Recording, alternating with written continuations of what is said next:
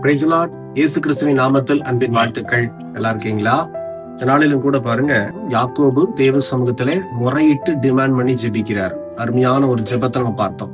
அப்படி ஜெபிக்கும் போது கர்த்தர் யாக்கோபை ஆசீர்வதிக்க ஆரம்பிக்கிறார்.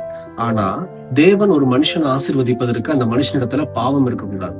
அந்த பாவத்தை கழுவுவதற்கு, அந்த பாவத்தை உணர்த்துவதற்கு என்ன செய்யறாருன்னு சொல்லி கவனிச்சு பார்க்கலாமா? ஆதியாகமம் 32ஆம் அதிகாரம் 27ஆம் வசனத்தை பைபிள்ல வாசிக்கிற நல்லா கவனிச்சு பாருங்க. அவர் உன் பேர் என்ன என்று கேட்டார். யாக்கோபு என்றான். இந்த வார்த்தை சிம்பிளான ஒரு வார்த்தையா உங்களுக்கு தெரியலாம்.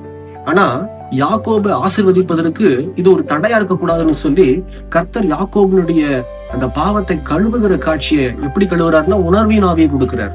யாக்கோபுக்கு ஒரு உணர்வை கொடுக்கிறார். அப்பதான் யாக்கோபுக்கு அந்த ஒரு உணர்வு வருது. என்ன அப்படின்னா, ஆதியாகமம் புஸ்தகம் 27ஆம் அதிகாரத்துல நீங்க கொஞ்சம் திருப்பி பார்த்தீங்க அப்படின்னா, ஏன் இந்த கேள்வி ஆண்டவர் கேட்டிருப்பாருங்கிறது உங்களுக்கு புரியும். நீங்க முழுசா வாசிச்சு பாருங்க. ஆதியாகமம் 27ஆம் அதிகாரத்துல ஈசாக்கு வயது முதிர்ந்த நிலைமையில ஒரு சின்ன ஆசை, ஒரு நல்ல ஒரு இறைச்சிய சமைச்சு கொண்டு வர சொல்லி, நான் உன்னை ஆசீர்வதிக்கிறேன்னு சொல்லி ஏசாவை தான் கூப்பிடுவார், யாக்கோபுடைய அண்ணனாகிய ஏசாவை. ஆனா யாக்கோபு என்ன செஞ்சிருவாரு, தன்னுடைய அம்மாவுடைய சொல்லை கேட்டு உள்ள கடந்து போய் எல்லாத்தையும் கேட்டுட்டு உடனே என்ன செஞ்சிருவாரு அப்படின்னா, ஒரு நல்ல இறைச்சியை ரெடி பண்ணி அம்மா மூலமா ப்ரிப்பேர் பண்ணிட்டு ஈசாக்க பாக்குறதுக்கு உள்ள போவார். போகும்போது என்ன செய்வாருன்னா, ஈசாக்கு ரோமம் ஜாஸ்தி, உடம்பெல்லாம் முடியா இருக்கும், நிறைய முடியா இருக்கும். ஆனா யாக்கோபுக்கு அப்படி இருக்காது. ஒரு வெள்ளாட்டு குட்டியினுடைய தோலை எடுத்து யாக்கோபுடைய ரோமம் இல்லாத இடத்துல வைத்து, நீ உள்ள போ, உன்னுடைய தகப்பனாகிய ஈசாக்கு இடத்துல போய் நீ ஆசீர்வாதத்தை வாங்கிக்கோன்னு சொல்லி அனுப்புறாங்க. இவரும் போறாரு. யாக்கோபு ஈசாக்கு ஒரு தடவை 2 தடவை இல்ல 3 முறை விசாரிக்கிறாரு, நீ யாரு யாரு யாருன்னு சொல்லி. இந்த 3 முறையும் யாக்கோபு சொல்றாரு, நான் ஏசா, நான் ஏசா, நான் ஏசா. ஆனா சந்தேகம் ஈசாக்கு.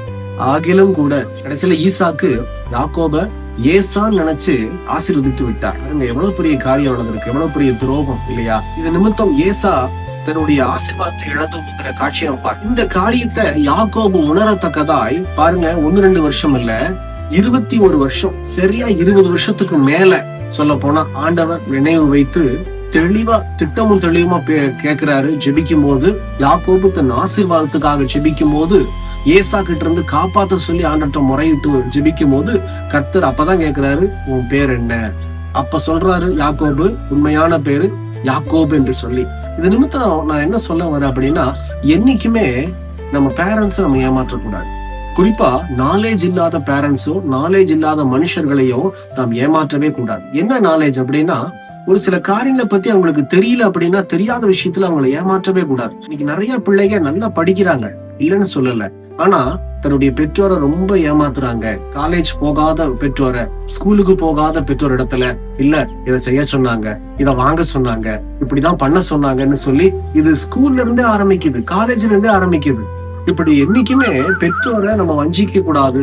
ஒரு காரியத்தை பற்றி தெரியாத பெற்றோரோ இல்ல தெரியாத மனுஷனையோ நாம் வஞ்சிப்போமானால் அதை கர்த்தர் பார்த்து கொண்டிருக்கிறாருங்கிறத மறந்து விடக்கூடாது. பிரியமான ஜனமே, ஒப்பு கொடுங்க. இந்த மாதிரியெல்லாம் செஞ்சுட்டு தேவ சமூகத்துல நாம் ஆசீர்வாதத்தை பெறவே முடியாது. யாக்கோபை ஆசீர்வதிப்பதற்கு கர்த்தர் இந்த காரியங்களை உணர்வடைய செய்கிறார். அதுக்கப்புறம் தான் யாக்கோபை ஆசீர்வதிக்கிறார். பைபிளை நீங்க நல்லா கவனிச்சு வாசிச்சு பார்த்தா தெரியும். தயவு செய்து இந்த மாதிரி நாலேஜ் இல்லாத ஒரு பர்சன், இந்த மாதிரி காரியங்கள் உணர முடியாம தெரிஞ்சுக்காம இருக்கிறவங்களை நீங்க ஒருபோதும் பெற்றோரை மாத்திரமல்ல யாரையுமே ஏமாத்தி பழகாதீங்க. இது தேவ சமூகத்துல ஒரு பெரிய குற்றமாய் இருக்கிறது. இது நிமித்தம் கர்த்தர் நம்மை ஆசீர்வதிக்க முடியாது. ஒப்பு கொடுக்கலாமா? கண்களை மூடி.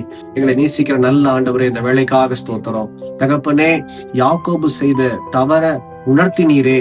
தகப்பனே, வாலிப நாட்கள்ல செய்த தவற உணர்த்தினீரே. இப்படியாய் தகப்பனே, எங்க வாழ்க்கையில நீர் ஆசீர்வதிக்க முடியாம இருக்கிற தவற உணர்த்தி ஆண்டவரை உமக்குள்ள சிருஷ்டித்துக் கொள்ளுங்கப்பா. எங்களுக்கு சொன்ன வாக்கு தத்தங்களை நிறைவேற்றி எங்க கூட இருங்க. இயேசுவின் நாமத்தில் பிதாவே, ஆமேன், ஆமேன். கர்த்தர் உங்களை ஆசீர்வதித்து இன்னும் அநேக காரியங்கள் அதிகாரியாக நிறுத்துவாராக. எங்களுக்காக ஜெபித்துக் கொள்ளுங்கள். God bless you.